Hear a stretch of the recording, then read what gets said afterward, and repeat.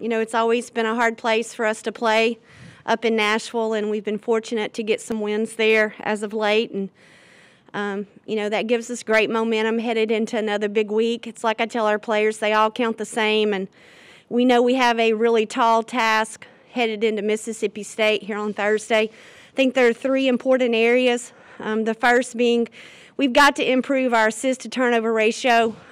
That's one area last week we weren't pleased with, to have 12 against South Carolina. And then last week, whether it was focus or carelessness, we've gone back and taught from film and really worked in practice on taking care of the basketball. And these are in no particular order. We're going to have to rebound the ball.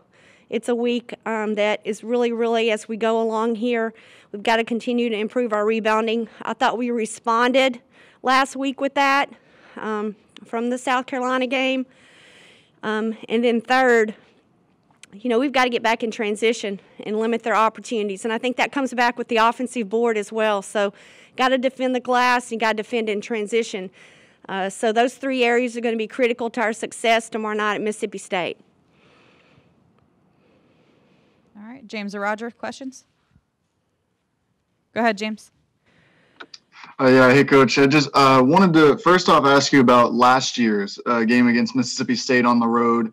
It really seemed like kind of a turning point, not only last year, but it carried into this year with this team. What did that win mean culturally for Alabama women's basketball? You know, obviously we had been in so many games a year ago, and our kids just stayed the course every single day. So for us to finally get that win in that situation, I think shows the progress being made, shows, you know, that we can compete with anyone in this league. That obviously, when you get a road win like that, gives you confidence. And it carried over to Texas A&M, and it's carried over to this season. So, yes, it was a turning point for us. But at the end of the day, it's a different team for us. It's a different team for them. It's a different coach for them. There are some similarities, obviously, because of player tendencies. The system is different. And so we're going to have to go into there understanding that if what we did last year still looks big to us, we haven't done anything. So our focus now is this team this year, and because it's the next game, it's Mississippi State. So does it give us confidence? It certainly should. You have to draw from all experiences to know how you can be better the next time, win or lose. Roger?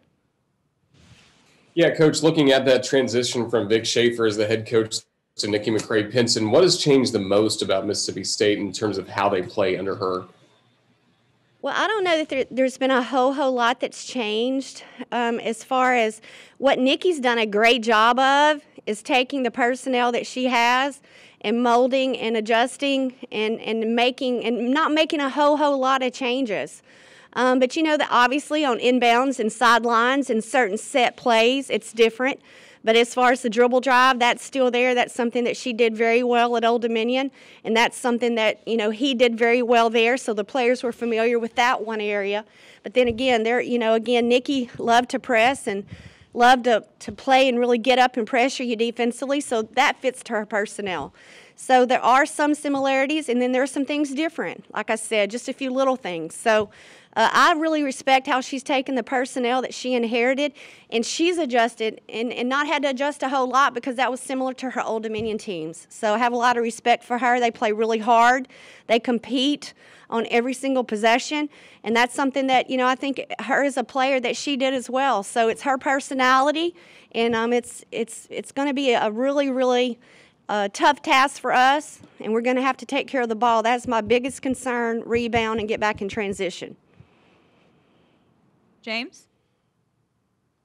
Yeah, Coach, I was wondering, with obviously in the net rankings, you're top 25 and been really good, but in the AP poll, you haven't cracked into the top 25 yet. Is there any kind of chip on the shoulder of the kids in the locker room, knowing that they only have one loss and it's to South Carolina, but that they're not getting that recognition in the top 25?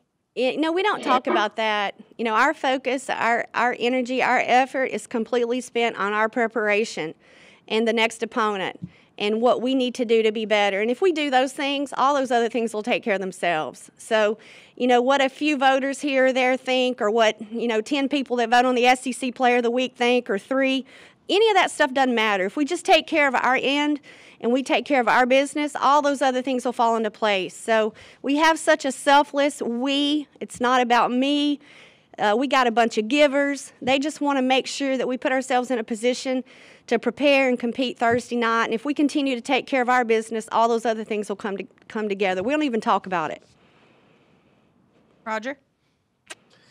Myra wins SEC Freshman of the Week. And for her, what has this season been like adjusting college basketball? Just continuous growth. Continued to come in every day and try and improve and be better and grow. And I was excited for her yesterday because I think it shows her, hey, I'm continuing to impact, I'm continuing to make progress, to see her hard work, recognized.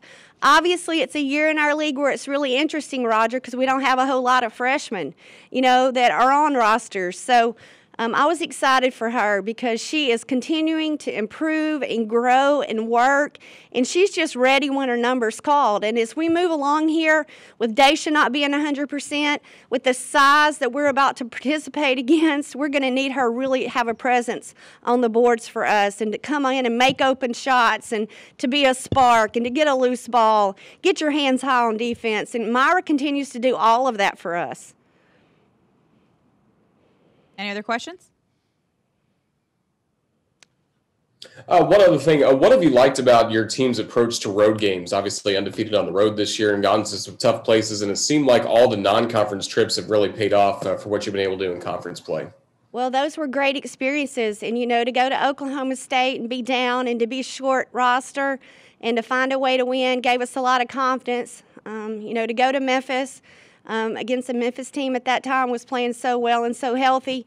It's given us a lot of confidence, and I think that our experience on the road, even from the past, Roger, we've got great leadership with Jazz, Araya, Jordan, Megan, Hannah.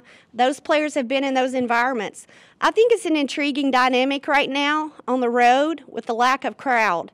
And how do you manage that? And how do you prepare for that in practice? At Vanderbilt, at Missouri, there was crowd noise. Some of the environments we've been in haven't been crowd noise. So as we head into each week, we kind of try and prepare a little bit for those different environments. But I think our experience has really helped us because we have a great core leadership group that's been through some really hard road trips and, difficult, and they've drawn from their past experiences and continue to have a level of toughness about them, whether we're home or away. If we're prepared and we go out and execute, good things are going to happen. All right. Thanks, guys. Thank y'all. Roll Tide. Stay safe.